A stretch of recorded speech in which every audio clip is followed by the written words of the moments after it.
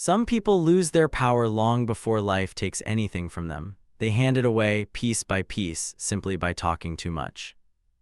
Not because they are foolish, because they are lonely, because they want to be understood, because part of them still believes that if they explain themselves fully, the world will finally handle them gently. It usually does not. And the strangest part is this. The things people regret revealing are rarely the obvious secrets. It is not always the scandal, the confession, the dramatic mistake. More often it is something quieter. A wound, a plan, a hunger, a private hope spoken in the wrong room. There are things about you that deserve sunlight. Honesty matters, real connection matters, but not every truth belongs in every hand. A wise life requires warmth, yes, but also doors, locks, curtains drawn at the proper hour. That is what most people never learn until they have been misunderstood, used, laughed at, or quietly studied by someone who did not love them nearly as much as they pretended to. So let us speak plainly tonight. There are 7 things you should never reveal about yourself too freely, too early, or to the wrong people. Not because you must become cold, not because everyone is dangerous, simply because your inner life is too valuable to scatter across the floor like loose change. The first is your deepest insecurity. Most people think vulnerability automatically creates closeness. It can, in the right place with the right person at the right time, but insecurity shared carelessly is not intimacy, it is exposure. There is a difference. Perhaps you have always felt behind. Perhaps you hate the sound of your own voice. Perhaps you fear you are less intelligent than people assume. Perhaps you worry that if someone truly sees you, they will lose respect. These are tender places, human places. Nearly everyone has them, though few say so out loud. The trouble begins when you reveal them to people who have not earned access. A careless person may not attack you directly. That would be too obvious. They may do something much smaller, much meaner. They may remember exactly where you are soft. Then one day, in an argument, in a joke, in a moment when they wish to feel taller, they place a finger right there. You will see it in their eyes, that brief flicker. They know where it hurts. A man once told his coworkers, trying to be open and likable, that he had always felt like the least impressive person in the room. He laughed when he said it. They laughed too. It felt harmless. Months later, when a promotion was being discussed, one of them said, half smiling, "You said yourself you're not really leadership material." That sentence followed him far longer than the joke that invited it.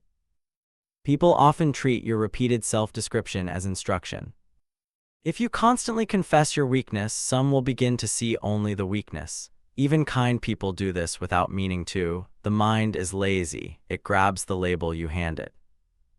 This does not mean you must pretend to be made of marble. It means choose your witnesses carefully. Speak your insecurities where there is maturity, discretion, and love. Do not perform your wounds for casual company. Your pain is not a conversation starter.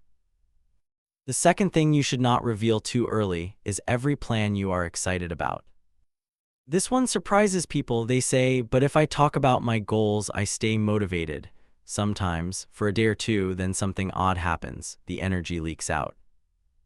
You know that feeling? You announce the business, the channel, the book, the move, the big change. People nod, they praise you, they say, "That's amazing."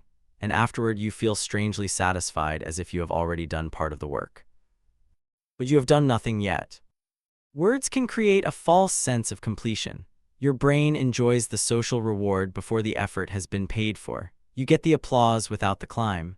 And when the lonely Tuesday arrives, when the work is repetitive and ugly and no one is watching, that early praise does not help you much. Sometimes it does worse than that. Some people will project their fears onto your plans so casually you will almost mistake it for wisdom.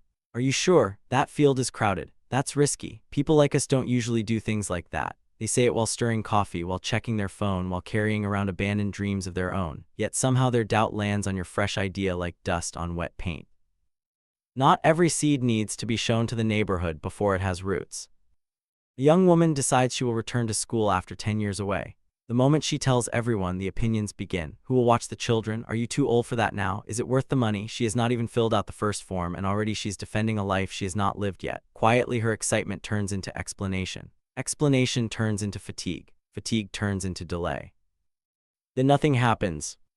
There is a season in which a goal must be protected from other people's noise, even from their enthusiasm. Especially from their enthusiasm, sometimes.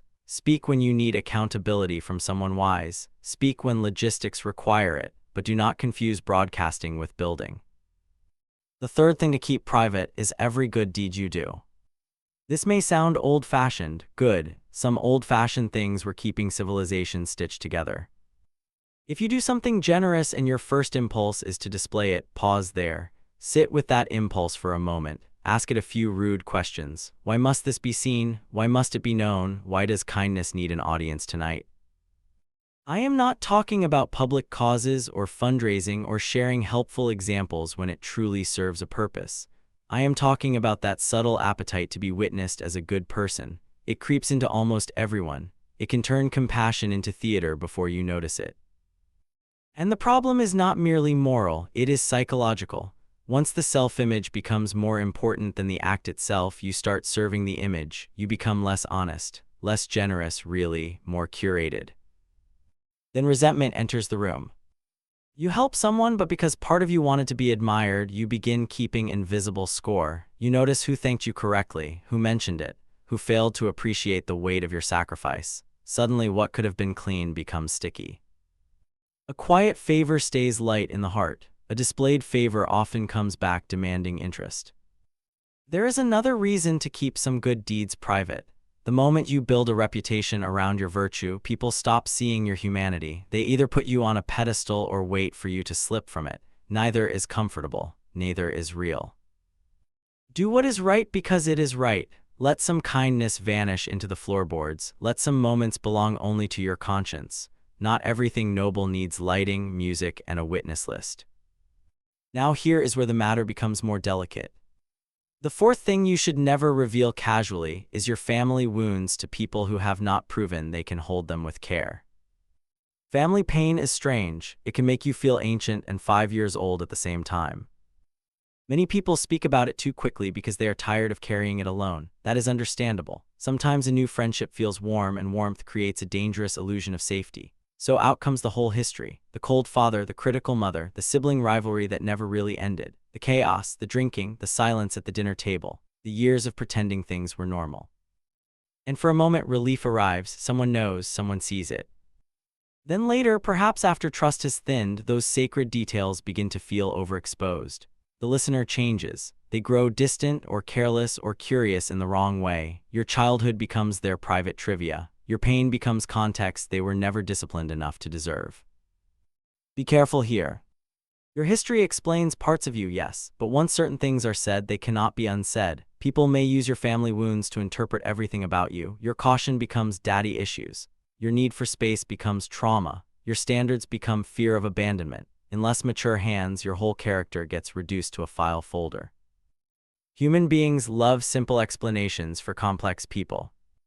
Share your history where there is depth, with a true friend, a wise partner, a therapist, a brother of the soul, a sister with a steady heart. But do not hand your unfinished grief to someone just because they are pleasant over dinner and know how to nod at the right moments.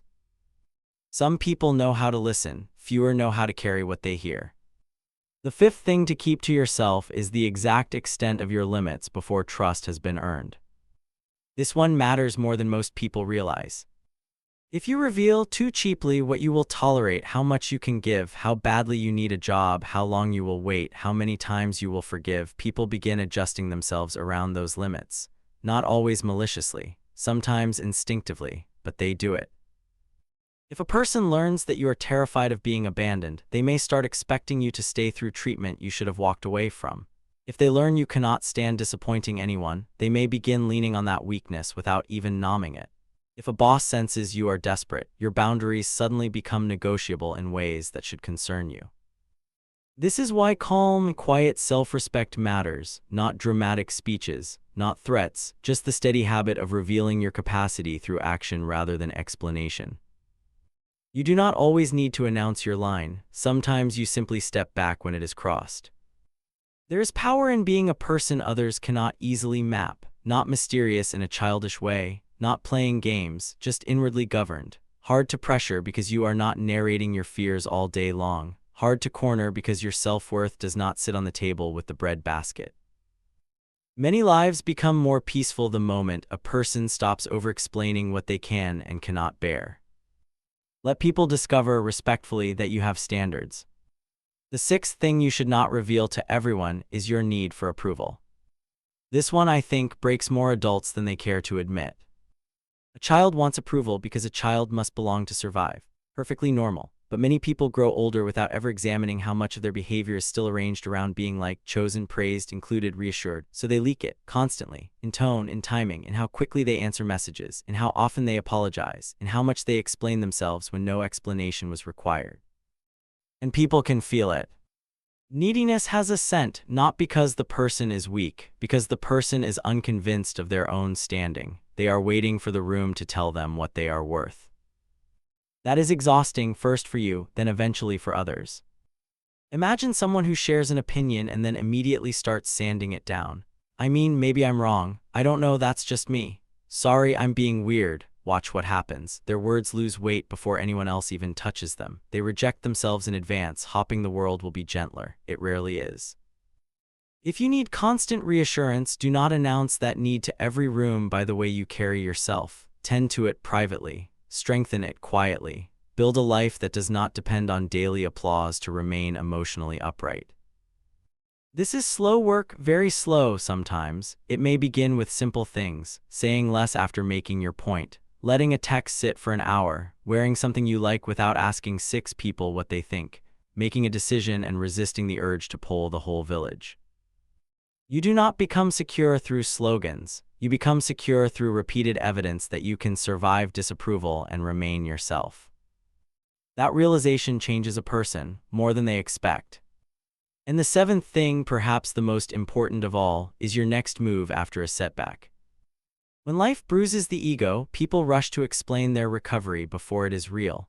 They lose the job and start talking grandly about the comeback. The relationship ends and they announce a whole new chapter before they have slept 3 good nights. They fail publicly and begin building a speech about reinvention while the wound is still open. I understand the temptation. Dignity wants to return quickly. Pride hates being seen in a fallen state. But recovery spoken too early becomes performance. Real rebuilding is quieter than that. It often looks unimpressive at first. A man wakes up, showers, sends 1 application, goes for a walk, resists calling the person who hurt him, makes dinner, goes to bed. No audience would applaud that, yet that is how a life gets stitched back together.